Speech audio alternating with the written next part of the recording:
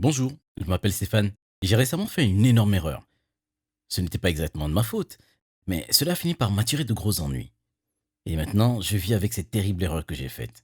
J'aurais aimé y réfléchir davantage, mais à l'époque, j'étais trop enthousiaste. Dès que j'ai eu 18 ans, j'ai décidé de me faire un tatouage. J'ai toujours voulu en avoir, mais légalement, je ne pouvais pas avant sans la permission de mes parents. Et il n'y avait aucun moyen pour que mes parents me laissent faire cela. Alors, dès que j'ai eu 18 ans, je suis entré dans un salon de tatouage en ville et je leur ai présenté un dessin d'un phénix que j'avais vu en ligne et qui selon moi serait parfait sur mon bras. Le gars qui allait le faire pour moi était super cool. Il était couvert de tatouages et de piercings. Il était assez enthousiaste pour le design de mon phénix. Il l'a un peu modifié et quand il m'a montré le croquis final, j'ai accepté immédiatement. Oui, faisons-le. Vous vous demandez sans doute pourquoi un phénix. Eh bien, j'ai toujours été un peu ringard et j'adore la mythologie grecque. Les phénix sont très importants dans la mythologie et j'ai pensé que ce serait génial d'en avoir un sur mon corps. En plus, mon grand-père avait adoré les phénix, et donc techniquement, c'était aussi en sa mémoire. Je me suis dit que si jamais mes parents l'apprenaient, ils ne m'en voudraient pas tant, s'ils savaient que je l'avais fait pour mon grand-père. Ou du moins, c'est ce que je me suis dit de toute façon. Dès que cela a été fait, la première chose que j'ai faite a été prendre une photo et de la télécharger sur les réseaux sociaux. Ce n'était pas comme si j'avais beaucoup de followers ou quoi que ce soit, mais je savais que si j'utilisais les hashtags tatou et phénix, je serais sûr d'avoir un afflux de j'aime. Et je n'avais pas tort, les j'aime continuent d'affluer. Les gens du monde entier me disaient à quel point c'était formidable. Même le gars du salon du tatouage m'a envoyé un message pour me remercier d'avoir partagé la photo, car il était maintenant complet pour le reste de l'année. C'était l'été avant l'université et maintenant que j'avais un tatouage, je me suis senti soudain plus confiant. Peut-être même que je pourrais me trouver une petite amie sympa. C'est ce dont je rêvais quand on a frappé à notre porte. Je n'attendais personne. Alors j'ai lentement fait mon chemin et j'ai jeté un coup d'œil par le Judas. Et j'ai vu deux flics qui se tenaient là. J'ai ouvert la porte et j'ai souri nerveusement. Qu'est-ce qui se passe? Je pensais. Je n'étais pas préparé à ce qu'il allait se passer ensuite. Les flics m'ont demandé de venir avec eux au poste, mais ils n'ont même pas voulu me donner d'explications. Ils m'ont menotté, ils m'ont mis à l'arrière de leur voiture, et même quand j'ai essayé de protester, ils m'ont demandé de me taire. Ils m'ont dit que le chef de police m'expliquera tout.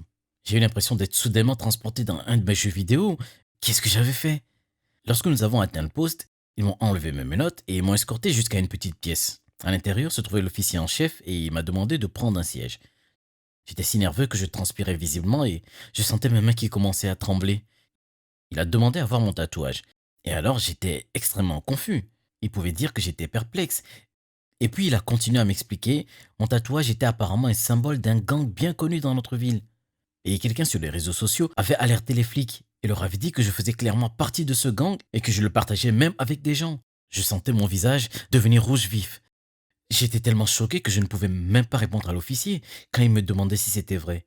Il a fait un signe de tête vers mon bras et m'a demandé de le lui montrer. Que puis-je faire?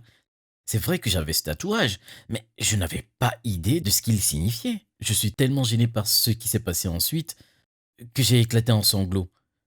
J'étais là, pensant que c'était tout à fait cool d'avoir un tatouage, mais maintenant j'étais dans un état lamentable et on m'accuse d'être membre d'un gang. Si je n'avais pas été aussi bouleversé, j'aurais ri. C'était vraiment une situation ridicule. Le pire, ils ont appelé mes parents. Et puis j'ai su que j'avais de gros ennuis. À la façon dont j'ai pleuré, il était clair pour les officiers qu'ils avaient fait une grosse erreur, en supposant que j'étais une sorte de membre de gang. Ils se sont excusés et m'ont proposé de me reconduire chez moi, mais il était trop tard. Mes parents étaient arrivés. Et ils étaient follement en colère contre moi. Ils m'ont dit comment j'avais pu être aussi stupide pour me faire un tatou de gang.